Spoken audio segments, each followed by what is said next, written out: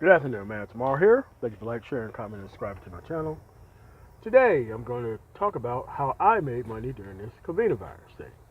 Two ways. One way, I made money in my sleep. The other way, I actually made money because of the things I was set up in. Let's talk about the first way. Now, when this thing started cropping up, the first thing that I immediately did was trying to find somebody to source masks from over there in China. Once we found like the best person, we ordered like a sick amount. Had them obviously shipped to Amazon fulfillment center,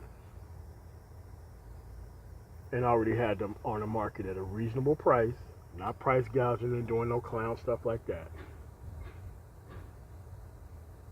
Before this thing actually hit, I mean, hand sanitizer is so easy and cheap to create. It's ridiculous that anybody would be selling that little bit amount of a bottle of hand sanitizer for that amount of money. It's just stupid. But you can do this stuff with a lot of things. Right now, when you go to the stores, look at the things that are missing inside those stores. Now, another way that I've done this is whenever I go to these stores, because I always have, it's either me or somebody else go to these stores, and we look at the sections of things that are missing out the store. Then you figure out who sources those types of things locally. Because it's probably easier to find somebody locally that does the same thing than it is to find like a big company. Because big companies right now, they got their stuff only going towards certain things, but they're trying to wait till the market get a certain type of bad before they do that.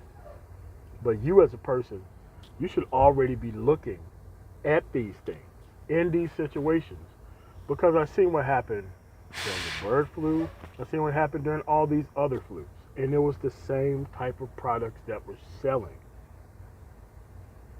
Business repeats in the same exact cycle over and over again. None of this stuff is different. You see people walking around with masks during that time too. You see people loading up on hand sanitizer and all this stuff too. You see people loading up on, well, not really tissue. I'm not sure what that's about, but that time too. So with the tissue and paper products, most of them are made by only about 3 or 4 companies in the United States, and you can pretty much white label that stuff too. Have this stuff ordered. They could be sitting in shipping containers or the Amazon fulfillment store while you pay that monthly fee, and whenever things hit, boom, you're selling your stuff at a reasonable price. Now, don't get greedy. Don't talk to the media like that dude did in Tennessee. How he was going around buying all this hand sanitizer and all that kind of stuff. Because you have to notice, if you're going around buying the same product everywhere, you kind of go on like a little watch list, and they follow your ass around. To tell you the truth, they do track you when you do this type of stuff. But no one tracks you if you go to like the parent companies of these people to order these things. That's what that guy in Tennessee did wrong. He talked to the media about how he did all this stuff and how he was going to cash in. Nah, dude, you don't talk to the media about how your business works. That's how you end up losing everything. And the third way is obviously being signed up in the system. The federal contracts. There's a ton of stuff that needs to be moved around. A ton of money that get influxed into the market whenever a national emergency is declared. And as long as your company is set up properly in the system, you could be able to be the first couple of people who they call when things go wrong, whenever things need to be shipped from one area to the next. So all this stuff is still all about preparation at the end of the day. And guess what? Next year is still going to be the flu. Next year is still going to be a whole bunch of more other stuff that happens and goes on. But there's a lot of people who's going to be actually prepared, and there's a lot of people who isn't. And this is the way how you can legally prepare to make money when things happen. There's people who do nothing but wait till hurricanes happen and use their actual companies to go in every single year to rebuild part of military installations as a construction company. That's all they ever do.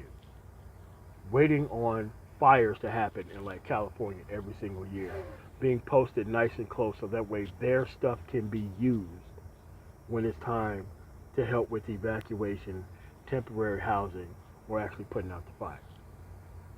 Again, preparation, man. This stuff goes in cycles, and it's going to be the same stuff. It's just that whether or not you're going to be there to make money whenever it happens.